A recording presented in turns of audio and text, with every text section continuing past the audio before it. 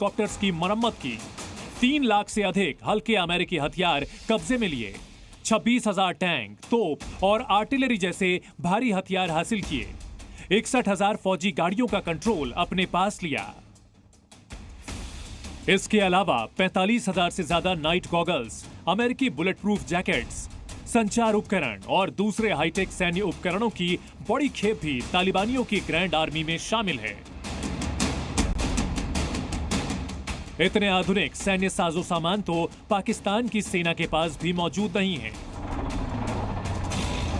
शुरुआत में इन हथियारों का इस्तेमाल तालिबानियों को नहीं आता था, लेकिन अफगानिस्तान पर कब्जे के बाद जिन अफगान सैनिकों को अमेरिका ने ट्रेंड किया था, वो तालिबानी लड़ाकू के ट्रेनर बन गए,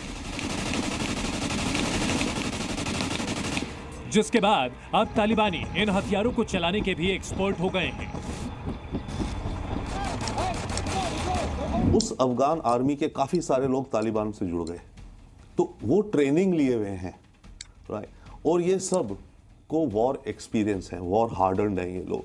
तो एक तरह से पाकिस्तान को मुश्किल होगा इसी कारण, क्योंकि ये बैटल हार्डन्ड है, इलाका की ज्योग्राफी ऐसी है।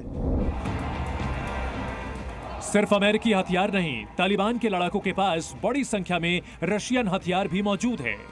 अफगानिस्तान में तालिबान ने लंबे वक्त तक रूसियों से भी लड़ाई की है और अफगानिस्तान से भागे रूसियों के मेड इन रशिया हथियार भी तालिबान की फौज में शामिल हैं। लेकिन पाकिस्तान की टेंशन इसलिए बढ़ी है क्योंकि उसके सबसे बड़े सहयोगी ने भी तालिबान को हथियारों से मजबूत किया है।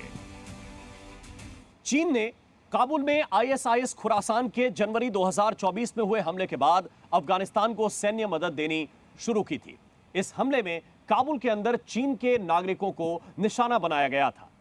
अफगानिस्तान में अपने हितों को सुरक्षित करने के लिए तालिबान सरकार को आधुनिक हथियारों के साथ हाईटेक ड्रोन भी दिए गए हैं और अब जाहिर है इनका इस्तेमाल पाकिस्तान के खिलाफ भी होगा। और अफगानिस्तान और पाकिस्तान के युद्ध की स्थिति में चीन भी तटस्थ रहेगा, क्योंकि अफगानिस्तान में चीन के हित भी मौजूद हैं और तालिबान बिगड़ा तो चीन के लिए भी दिक्कत पैदा कर देगा। तालिबानी खूंखार लड़ाके हैं, आधुनिक अमेरिकी हथियारों से लैस हैं, तो कागज पर पाकिस्तान कितना मजबूत है ये भी जान लीजिए। कहने को पाकिस्तान की आर्मी दुनिया की टॉप 10 आर्मी में शामिल है, जिसके पास जल, थल और वायु में लड़ने की शक्ति मौजूद है। लेकिन तालिबान से युद्ध में ये क्यों काम नहीं आएगी, ये जानने से पहले पाकिस्तान के हथियारों के भंडार को जान लीजिए। पाकिस्तान की आर्मी के पास 2,699 tank, 3,925 infantry fighting vehicle, 9,000 supporting vehicle, 6,54,000 सक्रिय सैन्यकर्मी हैं।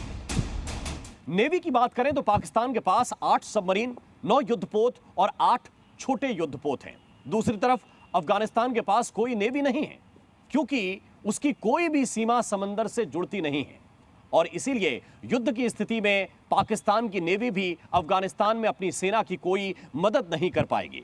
हां, पाकिस्तान वायुसेना को अपनी ताकत जरूर मानता है। पाकिस्तान के पास चीन के साथ अमेरिका से मिले लड़ाकू विमान भी मौजूद हैं और तालिबान से पाकिस्तान का मौजूदा फसाद भी पाकिस्तान की एयर स्ट्राइक से ही शुरू हुआ था, जिसमें अफगानिस्तान के पक्तिका प्रांत के जिला बरमल में 45 से ज्यादा लोगों की मौत हो गई थी। पाकिस्तान ने इसे टीटीपी आतंकियों पर हमला बताया, लेकिन अफगानिस्तान इसे शरणार्थियों और संप्रभुता पर हमला बता रहा है। लेकिन पाकिस्तान की जिस वायुसेना ने अफगानिस्तान पर हमला किया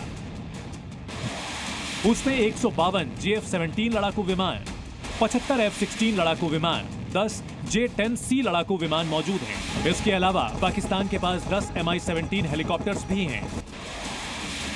लेकिन इससे कई गुना बड़ी वायुसेना लेकर अमेरिका और रूस भी तालिबान को नहीं हरा पाए।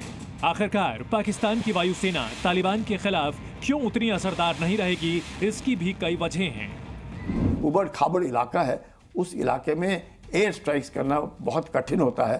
आप कितने भी प्रिसीजन एम्यूनिशन रखे, आपके हवाई जहाज हो, ड्रोन हो, लेकिन नुकसान पहुंचाना बहुत मुश्किल है। मौसम हर वक्त आपको इजाजत नहीं देगा।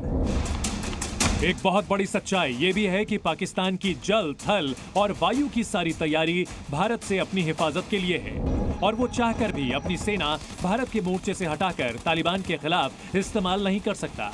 और इसलिए महायुद्ध शुरू होते ही पाकिस्तान को तालिबान से टक्कर लेने के साइड इफेक्ट भी झेलने